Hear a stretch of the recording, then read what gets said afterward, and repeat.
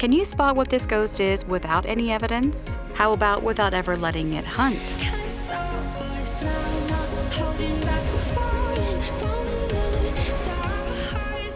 Hello, ghost hunters. There are a handful of ghosts that are, well, easy. At least easier than some ghosts. So without ever letting the ghost hunt, which ghosts are the easiest to identify? The easiest for me personally is the Poltergeist, which is also my favorite ghost. This ghost loves making a mess and tosses stuff all the time. But it's not just the tossing of stuff that might clue you in on what the ghost is. Oh my gosh. If you think your ghost might be a Polty, stack some items up and see if you can get it to throw everything at once. Be careful though, because each item thrown will drain nearby players' sanity. So maybe make more piles, but keep them on the small side. The Banshee is an easy ghost to spot because it doesn't stay in its room. In fact, this ghost will often leave and wander towards its favorite player and then back to its room. You can track this by watching for ghost activity that is consistently on a specific player or outside the ghost room. Setting up motion sensors between the ghost room and players can help you easily spot this specific ghost. But even better, if you have a parabolic microphone, you can catch its wail. If you hear this, you know your ghost is a Banshee. Keep in mind that the Banshee will also perform more singing ghost events, but can perform all types of ghost events. It also can do these scare events on any player, not just its favorite person, although it sure does like picking on that one person. The Wraith does not touch the ground, which means it also won't walk through salt. Placing salt in its room and not finding any footsteps can easily identify your ghost as a Wraith. Like the Banshee, this ghost will also leave its room frequently.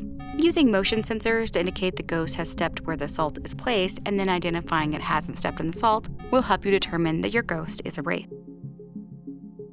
The Phantom is a bit harder, but not impossible. It does not like to have its photo taken, so if it appears in a ghost event, taking a photo to make it quickly disappear could easily identify it as a phantom.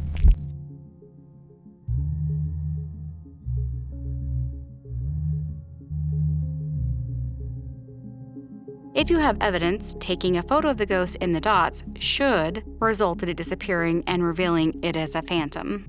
Like the Banshee and the Wraith, this ghost likes to leave its room and visit players. When doing so, it will often interact with something where the player is before returning to its room. So getting an EMF reading or finding the ghost far from its room and interacting with items may indicate your ghost is a phantom. No interaction. Oh, nope, there's the interaction right there. The Mare can be a tricky ghost and, in my opinion, harder than the others on this list. If you can get the ghost to use its unique ability, you can guarantee that it is a Mare. Mares can hunt early if the lights are off, so keep this in mind. Mares also prefer ghost events which involve exploding the lights, although all ghosts can do this particular ghost event. But if the ghost is near the light switch when you turn it on, it can immediately turn it off. There is a cooldown on this ability, so flipping the switch non-stop resets the timer on the cooldown. The best way to test for this is to place a motion sensor near the light and only flip it on when the motion sensor is set off. The Moroi is a sneaky ghost which curses players. Most players tie this to getting spirit box evidence, but it works exactly the same with a parabolic microphone. Getting a whisper in the parabolic mic will curse the player listening, which can easily be tracked on the sanity board. If you are playing with evidence, the same thing will happen when players hear a response on the spirit box. To test this, have the player that is cursed stay in the light and watch to see if their sanity continues to drain. Most players would probably think this ghost would be hard to identify, as it can pretend to be any other ghost. But mimics have one extra evidence that shows up, even when playing with no evidence. So if you have limited evidence, no evidence, or full evidence, finding extra evidence, and that's a lot of evidence, in the form of ghost orbs will always give this ghost away. Keep in mind that it can mimic unique traits of other ghosts and even unique evidence, as long as it is the evidence it typically has. So, ultraviolet, spirit box, and freezing. It cannot mimic dots, EMF, or ghostwriting, no matter what others have told you. But in a no evidence game, finding ghost orbs guarantees that it is a mimic. In a full evidence game, finding a fourth evidence also guarantees a mimic. As a bonus, the Obake has easily identifiable traits when players have evidence. Obakes have guaranteed evidence of fingerprints, even on Insanity and Nightmare, or any limited evidence custom games. So as long as any evidence is present, players will get UV. But the Obake has very unique UV evidence. First, this evidence doesn't like to stick around, so you can time how quickly these sticky fingerprints hang around to identify the Obake. Also, it has unique prints with the addition of a sixth finger, or when touching a light switch, a double fingerprint. It also has unique fingerprints on the keyboard and the prison doors. And despite my insistence that they deserve an extra toe, they have not received an additional unique footprint yet.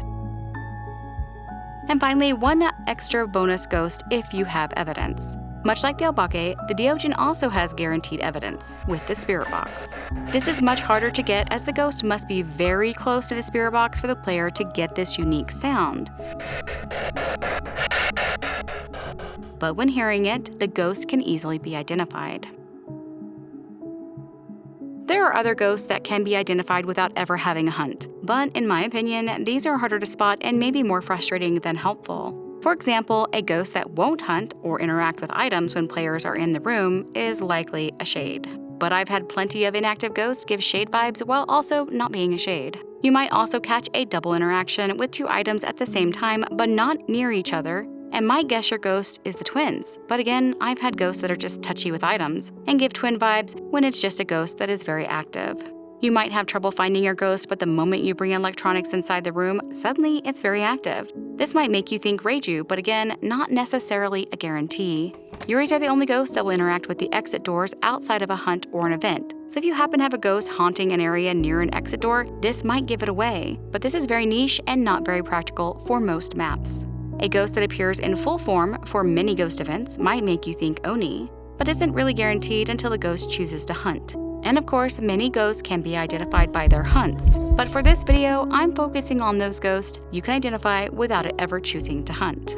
If you have your own tips for identifying ghosts, or you feel like I missed an easily identifiable ghost, then let me know in the comments.